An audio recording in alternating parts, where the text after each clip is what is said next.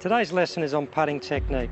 Putting technique is the simplest of all techniques because it has the least amount of moving parts, but the most complex because it has the smallest margin for error. I'm going to show you first of all swing plane as it is related to putting. Once again, like all techniques in golf, there's a lot of misconceptions because of the amount of information out there. Some of it's misinterpretation, some of it's misinformation. What I've set up here is a very simple device. What it is a curtain rod that I've chopped up, and I've got some parts from the gardening section of the hardware, and I've created a plain track. Very simple. I've just got about a metre long rod and then two 30cm rods at each end, and you can see that you can pick these up at any hardware store in the gardening section.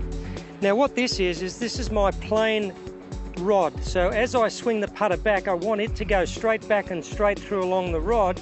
And what you'll be able to see is as I do that, swinging the putter straight back and straight through along the rod, the putter head seems to travel on an arc. It moves to the inside, back to where it came from, and then back to the inside. Also on the ground, what I've put is a straight line of board here, which is just a piece of alloy. If I tried to take the putter straight back and keep it square, you can see that the shaft has actually come off the plain track.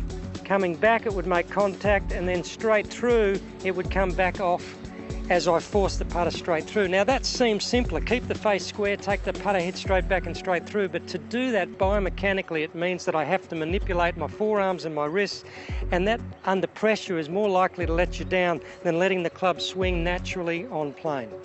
Now to encourage the club to swing on plane, this is the most important thing. We want to get our forearms on plane.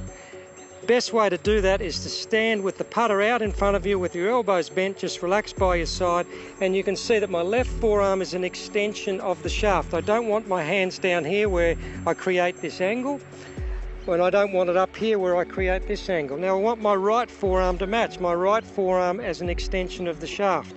Now from there, if I just bend forward and maintain that relationship, both my left and my right forearms are on plane. So that is going to encourage the club as I rotate my shoulders around the axis of my back to swing that club on plane with no artificial manipulation.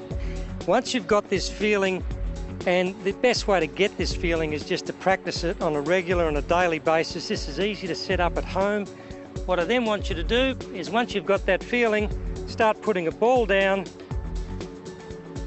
Repeat that feeling with the ball in the way, and you're going to be knocking that ball in every single time.